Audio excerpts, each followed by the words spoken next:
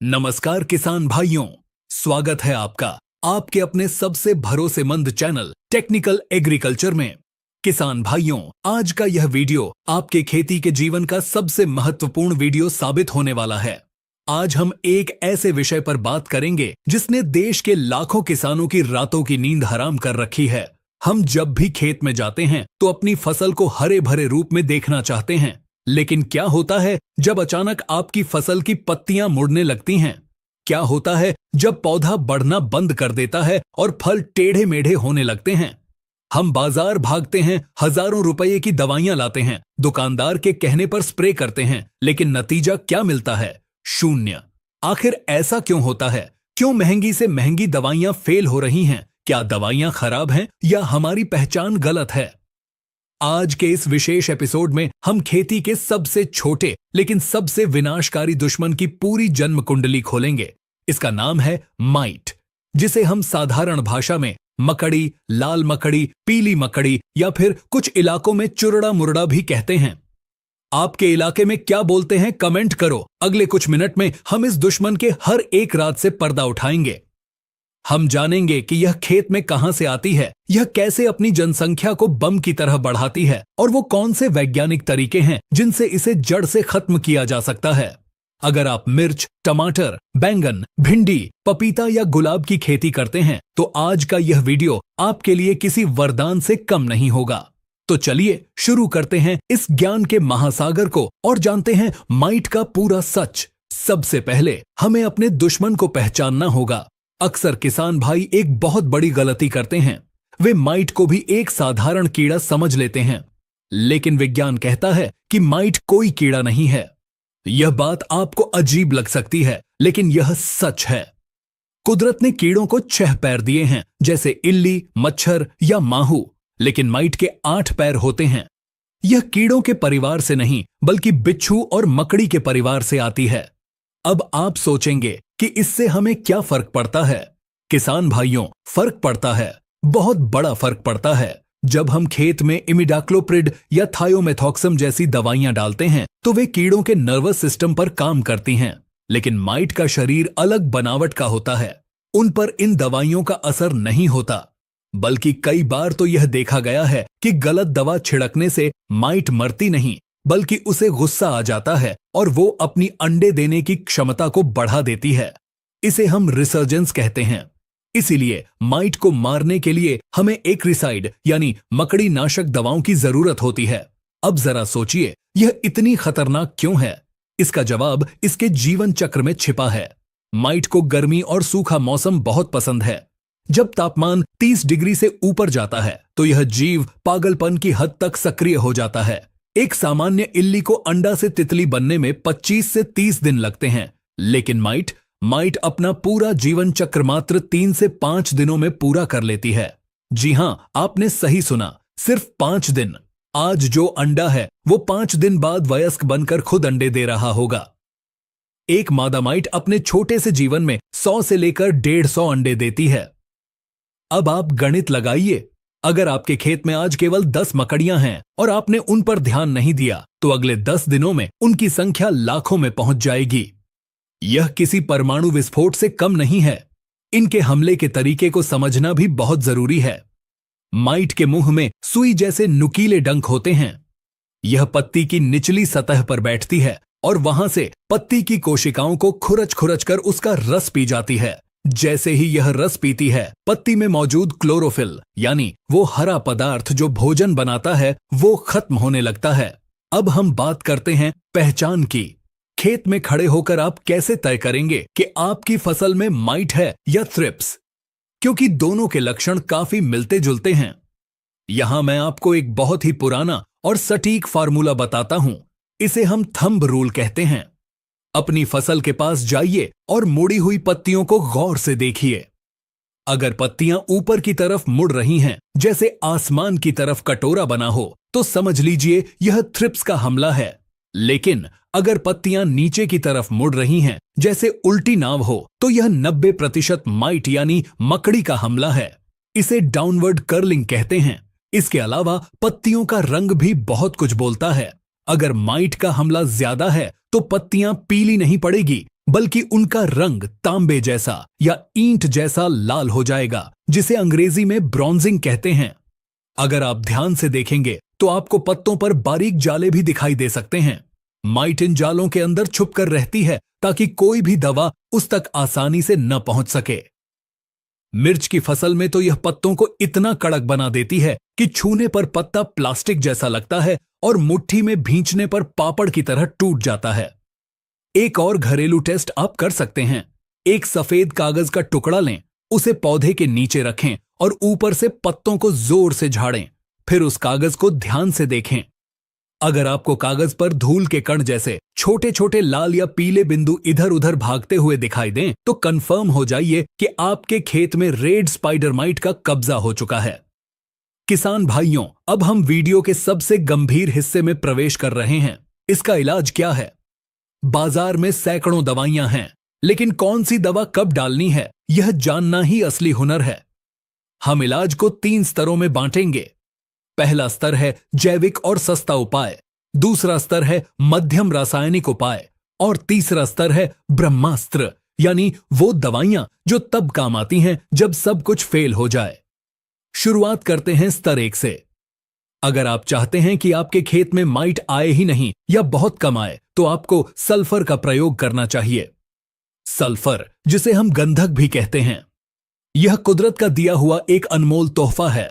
Sulphur एक खाद भी है, एक फंगीसाइड भी है और एक बेहतरीन माइटिसाइड भी है। 80% DDG फॉर्मुलेशन वाला सल्फर 2.5 से 3 ग्राम प्रति लीटर पानी के हिसाब से मिलाकर स्प्रे करें। सल्फर की गंध से और उसके कांटेक्ट एक्शन से माइट दूर भागती है और मर भी जाती है। लेकिन यहां एक सावधानी बहुत जरूरी है। अगर तापमान 35 डिग्री से ज्यादा है और धूप बहुत तेज है, तो सल्फर का स्प्रे न करें, वरना आपकी कोमल पत्तियां जल सकती हैं। हमेशा शाम के समय ही इसका प्रयोग करें। इसके साथ ही नीम तेल का महत्व कम मत समझिए। अगर आप 10,000 ppm वाला नीम तेल 2 मिलीलीटर प्रति लीटर पानी के हिसाब से हर 15 दिन में छिड़कते हैं, तो माइट की प्रजनन क्षमता खत्म हो जाती है। नीम तेल माइट के पेट में जाकर उसकी भूख खत्म कर देता है और वो भूखी रहकर मर जाती है। अब चलते हैं स्तर 2 की तरफ। अगर आपके खेत में 5 से 10% पौधों पर लक्षण दिख रहे हैं, तो आपको केमिकल कंट्रोल पर जाना होगा। यहां सबसे पुरानी और भरोसेमंद दवा है प्रोपरजीट। बाजार में यह ओमाइट, सिम्बा या अन्य नामों से मिलती है। इसमें प्रोपरजीट 57% EC होता है। इसकी डोज 2 से 3 मिलीलीटर प्रति लीटर पानी है। यह दवा गैस बनाकर और छूने से माइट को मारती है। इसकी तीखी गंध से माइट में खलबली मच जाती है।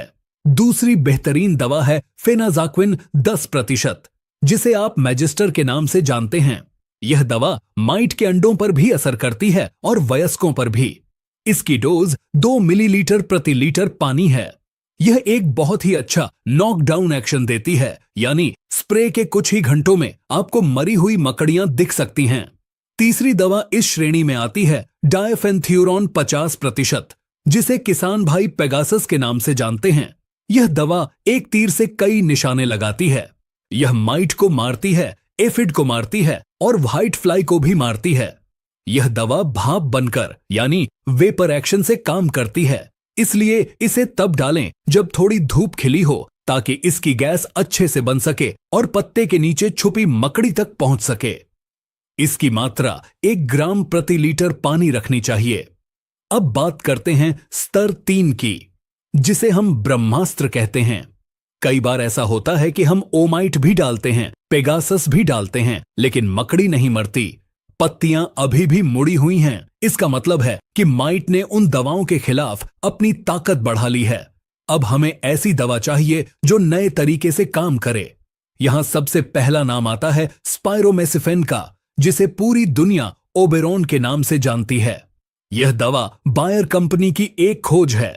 यह दवा माइट के शरीर में वसा यानी फैट बनने की प्रक्रिया को रोक देती है। अब आप सोचिए, अगर किसी जीव के शरीर में फैट बनना बंद हो जाए तो वो जिंदा कैसे रहेगा?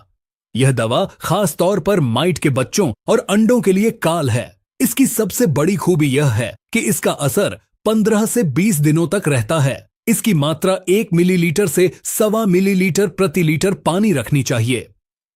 अगला ब्रह्मास्त्र है क्लोरफेनापायर। यह दवा माइट की कोशिकाओं के अंदर जाकर उसकी ऊर्जा बनाने वाली मशीन को बंद कर देती है। माइट बिना ऊर्जा के लकवाग्रस्त हो जाती है और मर जाती है। बाजार में यह इंट्रेपिड या फैंटम के नाम से मिलती है। इसकी डोज 1.5 से 2 मिलीलीटर प्रति लीटर पानी है। एक और बहुत ही आधुनिक दवा है स्पाइरोटेट्रामैट, जिसे हम मोवेंटो कहते हैं। यह एक 2 वे सिस्टमिक दवा है। मतलब अगर आप इसे पौधे के ऊपर के पत्तों पर स्प्रे करेंगे तो यह पौधे के रस में घुलकर नीचे की जड़ों तक जाएगी, और अगर नीचे स्प्रे करेंगे तो ऊपर तक आएगी। माइट पौधे के किसी भी कोने में छुपी हो, यह दवा उसे ढूंढ कर मारती है।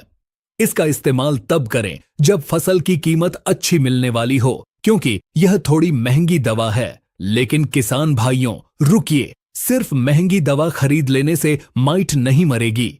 मैंने कई किसानों को देखा है जो 2000 रुपए की दवा लाते हैं, लेकिन फिर भी रिजल्ट नहीं मिलता। क्यों? क्योंकि स्प्रे करने का तरीका गलत होता है। तो सही तरीका क्या है, समझिए।